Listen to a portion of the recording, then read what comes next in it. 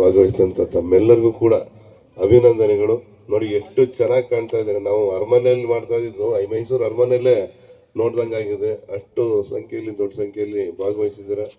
ಇದರಲ್ಲಿ ಭಾಗವಹಿಸಿದಂಥ 3 ಶಾಲೆಯ ರೋಟರಿ ಮಿಟ್ಟೋನು, ವಿದ್ಯಾ ಮತ್ತು ಸುದರ್ಶನ್ ಶಾಲೆಯ ಎಲ್ಲ ಮಕ್ಕಳಿಗೂ ಕೂಡ ಅಭಿನಂದನೆ, ಹಾಗೂ ಪೋಷಕರಿಗೆ, ಸಾರ್ವಜನಿಕರಿಗೆ. ಯಾಕಂದರೆ ಈಗಾಗಲೇ ತಾವು ತಿಳ್ಕೊಂಬಿಟ್ಟಿದ್ದೀರ ಯೋಗದ ಮಹತ್ವ ಏನು ಅಂತೇಳಿ, ಆರೋಗ್ಯದ ಮಹತ್ವ ಏನು ಅಂತೇಳಿ. ಆರೋಗ್ಯದ ಮಹತ್ವ ತಿಳ್ಕೊಳ್ಬೇಕಾದ್ರೆ 50 ವರ್ಷದ ಮೀರಿದ ದೊಡ್ಡವ್ರು ಕೇಳಬೇಕು. ಆಗ ಅವ್ರು ಹೇಳ್ತಾರೆ, ದುಡ್ಡು ಬೇಡ, ಏನು ಬೇಡ, ನಮ್ಗೆ ಆರೋಗ್ಯ ಹೊಂದಿದ್ರು ಸಾಕು ಅಂತೇಳಿ. ಅಷ್ಟು ಇಂಪಾರ್ಟೆಂಟು.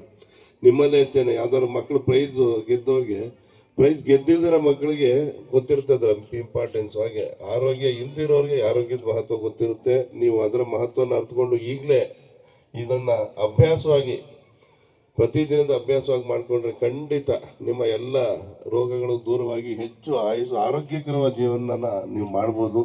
ಈ ದಿಸೆಯಲ್ಲಿ ಇವತ್ತು ಆಸಕ್ತಿ ತೆಗೆದುಕೊಂಡು 12ನೇ ಯೋಗ ದಿನಾಚರಣೆಯನ್ನು ಆಚರಿಸಿದಂಥ ಎಲ್ಲ ಆರ್ಗನೈಸರ್ಸ್ ಯಾರಿದ್ದಾರೆ, ಆಯುಷ್ ಇರ್ಬೋದು, ನಮ್ಮ ಸಿರಿಬಾಲು ಅವ್ರು ಇರ್ಬೋದು, ಮಣಿಕಂಠ ಅವ್ರು ಇರ್ಬೋದು, ನಮಗೆ ಗೊತ್ತಿರೋದಿತ್ತು ಮಿಕ್ಕವ್ರು ಎಲ್ಲರೂ ಇದ್ದಾರೆ ಇಲ್ಲಿ, ನಮ್ಮ ಶೋಭಾ ಸಿರಿಬಾಲು ಅವರು, ಮತ್ತು ಮಾಡಿದಂಥ ಎಲ್ಲರಿಗೂ ಕೂಡ ನಾನು ಧನ್ಯವಾದಗಳು ಹೇಳ್ತಾ ನನ್ನ ಮಾತು ಮುಗಿಸ್ತೀನಿ. ನಮಸ್ಕಾರ.